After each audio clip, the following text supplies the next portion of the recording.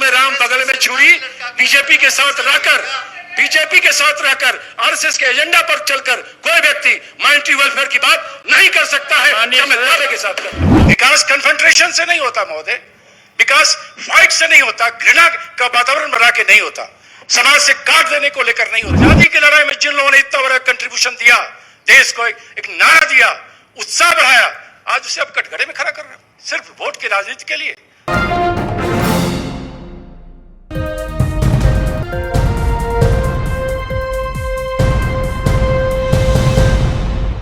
मैं अल्पसंख्यक कल्याण के बारे में कुछ बातों को रखना चाहूंगा। उससे पहले चूंकि माननीय कृषि मंत्री जी यहाँ बैठे हैं, तो मैं इनका ध्यान एक छोटे से चीज पर ले जाना चाहता हूँ जो बजट एलोकेशन में हमने नहीं देखा। और एक चर्चा है मिथिलांचल के एरिया में मखाना उद्योग को लेकर। मखाना बिहार में हमारे एरिया में ही बड़ी उपज होती है और मिथिला का मखाना करके वो जाना जाता है। उसका जीआई टैग बदलने की कोशिश हो रही है कि उसे बिहार का मखाना जाना जाए। हमें बिहार का मखाना जाना जाए, इस पर कोई आपत्ति नहीं, लेकिन जो एक भौगोलिक पहचान किसी वस्तु के उत्पादन के उसके जीआई टैग से जुड़ा होता है, तो उसे बरकरार रखने में मैं समझता हूँ किसी को आपत्ति नहीं होनी चाहिए। तो माननीय कृषि मंत्री जी इसका गौर करेंगे कि मखाना जो है वो मिथिला का मखाना के रूप में ही जाना जाए। उसका जीआई टैग सबौर कृषि विश्वविद्यालय की तरफ से कोशिश की जा रही है, प्रस्ताव भेजा गया था, उसे न माना जाए। हमारे कई सत्ता पक्ष के साथियों ने अल्पसंख्यक कल्याण को लेकर काफी बातें कही हैं। हालांकि ज्यादातर पॉलिटिकल स्पीच था, लेकिन जब वो उपलब्धियां गिनाने लगे अब माइनॉरिटी वेलफेयर डिपार्टमेंट ने क्या क्या काम किया है, तो कई प्रकार के सवाल खड़ा हो गए कि आखिर ये कौन सा काम इन्होंने किया है। क्या बिहार से लेकर दिल्ली तक चारों तरफ अनावश्यक मुद्दों को लेकर एक वर्ग विशेष को नफरत की वातावरण बनाकर कहीं न कहीं सोसाइटी में उन्हें कन्फ्लिक्ट का वातावरण बनाने का काम हुआ? चाहे सीए का मामला हो, एनआरसी हो, धारा 370 हो, ये ऐसे मुद्दे उठाए गए सत्ता पक्ष के द्वारा जिससे समाज में कटुता बढ़ी है। कहीं न कहीं रिलीजियस और सोशल कन्फ्रंटेशन बढ़ा और एक वर्ग विशेष को कहीं न कहीं डाउटफुल बनाने की कोशिश की गई, जो कि वो मुद्दे गैर जरूरी थे, उसे उठाने की आवश्यकता नहीं थी। और मुझे आश्चर्य लगा कि माननीय मुख्यमंत्री जी पहले उनका कुछ स्टैंड था इन मुद्दों पर, बाद में उन्होंने अपना स्टैंड बदल 370 पे भी बदल लिया, सीए पर भी बदल लिया और एनआरसी पर भी बदल लिया। तो मेरा मानना है महोदय मेरा मानना है, अगर बिहार जैसे राज्य में जो आवश्यकता नहीं है, जो आज हम देखिए, आज बजट पर बात कर रहे हैं, आप बैठिएगा, आपके साथी बोले, बात बोलिएगा। जो मुद्दे बात कर रहे हैं, मैं बात कर रहा हूँ समाज में विकास। ये बजट पे भाषण हो रहा है। कोई भी सरकार जब बजट बनाती है और डिपार्टमेंट का नाम रखती है अल्पसंख्यक कल्याण विभाग, आप उस वर्ग का कल्याण कैसे कर सकते हैं? उस पर डाउट क्रिएट करके ये नहीं हो सकता है। अगर समाज में सद्भाव रहेगा, भाईचारा रहेगा, तभी विकास की बात हो सकती है। विकास कन्फ्रंटेशन से नहीं होता महोदय, विकास फाइट से नहीं होता, घृणा का वातावरण बना के नहीं होता, समाज से काट देने को लेकर नहीं होता। मेरा ये कहना है, अगर डेवलपमेंट के लिए आपने 562 करोड़ लगाए हैं इस वित्तीय वर्ष में, तो आपको बताना पड़ेगा कि पिछले साल जो आपने बजट एलोकेशन किया था उसमें से वो पूरा पैसा क्यों नहीं खर्च हुआ। अगर हमारा कमिटमेंट है, हम कहते हैं कि हमने बिल्कुल माइनॉरिटी स्कीम के लिए बहुत सारे काम किए हैं, तो आपके पैसा रखा ही क्यों रह गया? इसका जवाब तो मंत्री बैठे यहाँ सरकार की तरफ से आना चाहिए। मैं ये जानना चाहता हूँ ये क्यों नहीं हुआ? क्योंकि पूरे प्रोसेस में आप कन्फ्रंटेशन में लगे रहे। आप अल्पसंख्यकों को राजनीतिक तौर पे, सामाजिक तौर पे कटघरे में खड़ा करने को लेकर जो राष्ट्रव्यापी एजेंडा है उस पर काम करते रहे। आपने माइनॉरिटी वेलफेयर की बात कभी एक कदम नहीं की पिछले 1 सालों में, जो उससे पहले की बात मैं नहीं करता, मैं पिछले साल के बजट पर बात कर रहा हूं। और अब जो आपने बजट एलोकेशन किया है, इसका क्या गारंटी क्या पूरा खर्च करेंगे माइनॉरिटी वेलफेयर के नाम पर? और ये चीज तब होती है जब, मेरा यह मानना है कि इस देश में अगर हम फ्रीडम मूवमेंट को देख लें, इनकलाब जिंदाबाद ये नारा किसने बनाया? सारे जहां से अच्छा हिंदुस्तान हमारा किसने कहा? अंग्रेजों भारत छोड़ो किसने कहा? सोचिए इन पंक्तियों की भावनाओं की समझ, आज भी इन बातों को बोलने से शरीर में रोमांच होता है। जो आजादी की लड़ाई में जिन लोगों ने इतना बड़ा कंट्रीब्यूशन दिया, देश को एक नारा दिया, उत्साह बढ़ाया, आज उसे अब कटघरे में खड़ा कर रहे हो सिर्फ वोट की राजनीति के लिए। ये नहीं चलेगा, और अगर ऐसा चलाना चाहते हैं तो फिर डेवलपमेंट नहीं होगा। मेरा ये स्पष्ट मानना है। इन्फॉर्मेशन सही नहीं है, ये गलत बात मंत्री है। जी का जो इन्फॉर्मेशन है वो सही नहीं है। अल्लामा इकबाल जो है ना 1935 में आजादी से पहले मर गए थे, वो हिंदुस्तान छोड़ के पाकिस्तान नहीं गए थे। अल्लामा इकबाल जो मुत्तहिदा हिंदुस्तान है, यूनाइटेड इंडिया है, उसके लिए उन्होंने आजादी की, आजादी का ये तराना। शुक्रिया, थैंक यू। मैं गुलाम गौस साहब को अभी धन्यवाद करता हूँ। सर मेरा समय खत्म हो गया। एक मिनट। हैराम के वजूद पे हिंदुस्तान को नाज, हैराम के वजूद पे हिंदुस्तान को नाम, अहले वतन समझते हैं उनको अपना इमाम। माननीय मंत्री जी अपना ज्ञान वर्धन कर लें। अल्लामा इकबाल कभी देश बांटने वालों में नहीं। बहुत बढ़िया, मैं माफी के साथ कहना चाहता हूँ, और देश किन लोगों ने बांटा मैं उनका नाम नहीं। चलिए अभी गुलाम गौस जिंदाबाद। सारा लोग जानता है कि देश किन लोगों ने बांटा। मैं कह रहा था, एक बात जो प्रेमचंद मिश्रा जी बार बार कह रहे हैं, इनको ये बात समझनी चाहिए कि ये बिहार में नीतीश कुमार की एनडीए की सरकार है, और नीतीश कुमार जी ने कभी टेररिज्म की, जो राजनीति कांग्रेस पार्टी ने की, नौजवानों को पकड़ने की, दंगा कराने की, समाज को बांटने की, वो कभी बिहार की सरकार ने और नीतीश कुमार ने कभी नहीं की। ये बात कहाँ की कर रहे हैं, किसकी बात कर रहे हैं? एक बात इन्होंने CANRC पे जो बात कही, ये अलग से समय दे दीजिए ना, और इनको अलग से समय दे दिया जाए।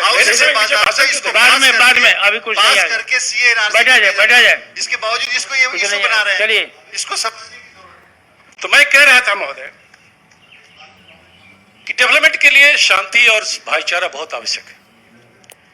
जो सरकार यह दावा करती है कि मैंने मैरिटरी वेलफेयर के लिए बहुत सारे काम किए, तो मेरे चंद सवाल हैं हुक्मरानों से जो बिहार के सत्ता में बैठे हैं।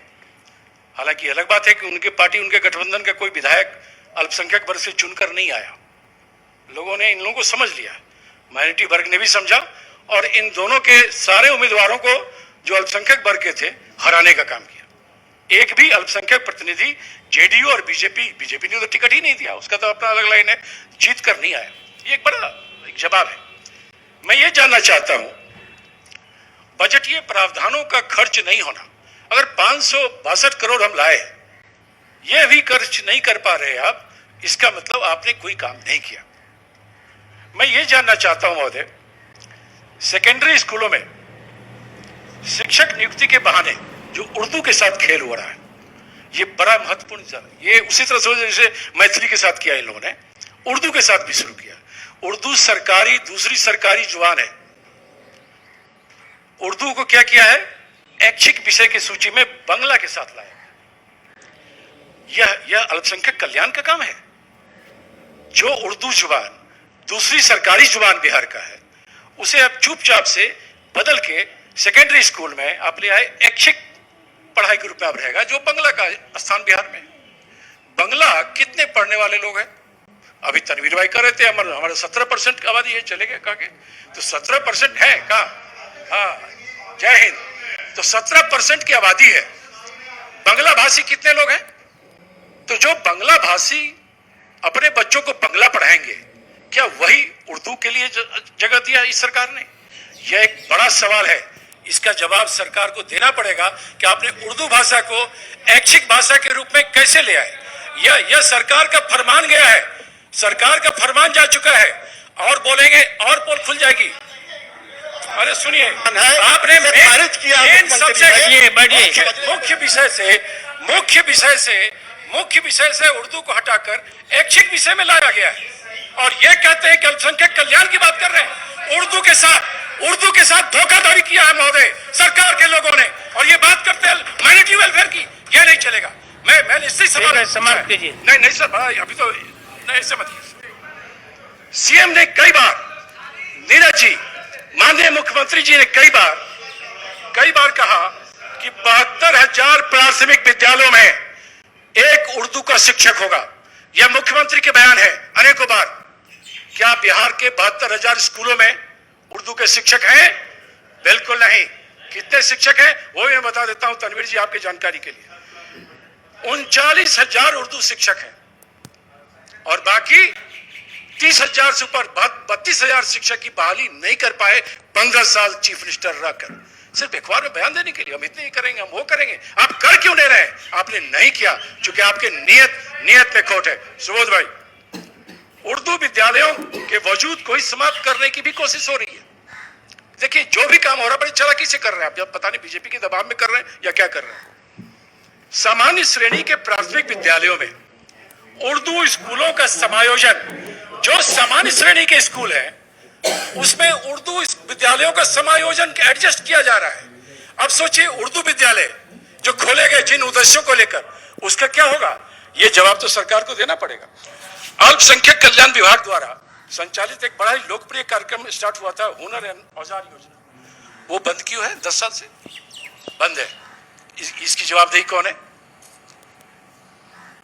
राज्य में 12,659 कब्रिस्तानों की घेराबंदी की बात की थी ना आपने, शायद आपने की थी। नहीं, तनवीर राय ने की थी। इन्होंने कहा 8,000 कब्रिस्तान है। मैं कह रहा हूं 12,000 से ऊपर कब्रिस्तान है, जिसमें घेराबंदी कितना किया है। मैं कंक्लूड कर देता हूं, फिर चलिए समाप्त किया जाए। मैं कंक्लूड कर देता हूं। समाप्त किया जाए। 12,659 कब्रिस्तानों में अब तक मात्र 6,000 कब्रिस्तान की घेराबंदी हुई है। आधे से अधिक कब्रिस्तान की घेराबंदी नहीं किया, अब भाषण देने का हमने करा दिया। उर्दू एकेडमी महोदय सुनिए, उर्दू एकेडमी में कई वर्षों से जो सरकारी ऑफिशियल लोग हैं उनको जवाबदेही दे रखा है। ये क्या कि भाषा के प्रति इतनी क्यों है? उर्दू एकेडमी में कोई चेयरमैन क्यों नहीं बना रहे? गैर सरकारी लोगों को बनाना है, यह उसका प्रावधान है जो उर्दू एकेडमी के संविधान है, लेकिन आपने नहीं किया।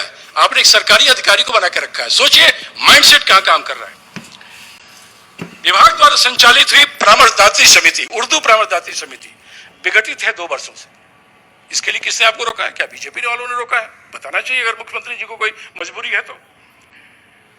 मैं समझता हूं अल्पसंख्यक परामर्शदात्री, बहुत बढ़िया, आप वहीं चले जाइए।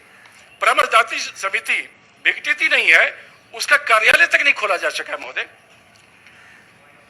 टीचर्स ट्रेनिंग, महोदय सुनिए, आप लोग गुणगान खाली मत करिए। टीचर्स ट्रेनिंग कॉलेज में कहीं भी एक भी उर्दू शिक्षक नहीं है। राज्य में जितने शिक्षक प्रशिक्षण महाविद्यालय हैं, किसी में भी एक भी उर्दू शिक्षक की बहाली पिछले 15 वर्षों से यह सरकार नहीं की, जो ढोल पीटती हमने अल्पसंख्यकों के कल्याण के काम किए हैं। यह कौन सा काम है? पुलिस थानों में पुलिस थानों में मुख्यमंत्री जी का बयान है, कई बार मुख्यमंत्री जी का बयान मैंने पढ़ा है कि पुलिस थानों में एक उर्दू जानकार का अपॉइंटमेंट और पोस्टिंग होगा। सवाल है कि उर्दू अगर पुलिस थानों में कोई उर्दू जानने वाला नहीं, और ऐसे तो मैं कंक्लूड नहीं कर पा रहा हूं, मैं कंक्लूड करने जा रहा हूं।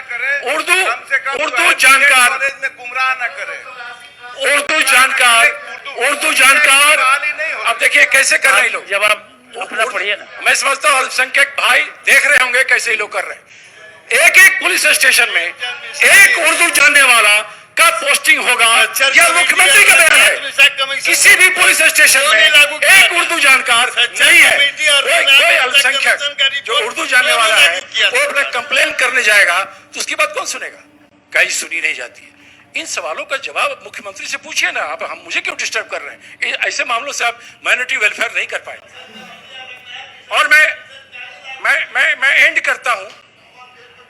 2013 में जब केंद्र में हमारी कांग्रेस की सरकार थी तो 3 जगह अलीगढ़ मुस्लिम यूनिवर्सिटी के ब्रांच खोलने का हमने फैसला लिया। बिहार के किशनगंज, बंगाल के मुर्शिदाबाद और केरला के मल्लापुरम में। माननीय मुख्यमंत्री जी उस समारोह में गए थे जहां शिलान्यास हुआ। आदरणीय सोनिया जी आई थी, शिलान्यास हुआ। मल्लापुरम में पूरा एमयू का ब्रांच बनके तैयार हो गया है, पढ़ाई जारी है। मुर्शिदाबाद में एमयू का ब्रांच तैयार है, पढ़ाई जारी है। किशनगंज में क्या वजह है? अभी तक कुछ काम नहीं। ये माइनॉरिटी वेलफेयर की बात कर रहे हैं। किराए पर 2 कमरा कहीं ले रखा है। किराए पर 2 कमरा लेकर वोट डाल दिया, 285 एमयू का ब्रांच हो गया। जो जमीन देनी थी किशनगंज के लिए, एमयू के लिए, वो जमीन, महोदय मैं खत्म कर रहा हूँ, किशनगंज में एमयू के ब्रांच के लिए बता रहा हूँ कौन सी पढ़ाई हो रही है। एमयू के ब्रांच के लिए पहले इन लोगों ने जो जमीन दिया, ग्रीन ट्रिब्यूनल ने उस पर ऑब्जेक्शन किया, मामला लटक गया, 2-3 साल उसमें गया। मैं ये पूछना चाहता हूं, केंद्र में प्रधानमंत्री नरेंद्र मोदी जी हैं, क्या एमयू के ब्रांच किशनगंज के लिए अब तक 5 रुपया भी बिहार सरकार को दिया है? क्या नीतीश जी विशेष राज्य का दर्जा मांगने जाते हैं, आप कभी मांगा कि हमें एमयू के लिए पैसा दो, हमें एमयू का ब्रांच खोला है, हमें पैसे का खोल नहीं पा रहे? ये तमाम चीजें मैं खत्म कर रहा हूं महोदय, ये तमाम चीजें बड़े सवाल खड़े करते हैं। इस बिहार की सरकार वेलफेयर की बात करती है, ठीक क्या बिहार के अल्पसंख्यक भाइयों ने इन लोगों को पहचाना? मुंह में राम बगल में छुरी, बीजेपी के साथ रहकर आरएसएस के एजेंडा पर चलकर कोई व्यक्ति माइनॉरिटी वेलफेयर की बात नहीं कर सकता है, जो मैं दावे के साथ करता हूं। सभी अहम खबरों के लिए न्यूज MX को सब्सक्राइब करें, साथ ही बेल आइकॉन को जरूर दबाएं। लाइक, शेयर, कमेंट करना ना भूलें।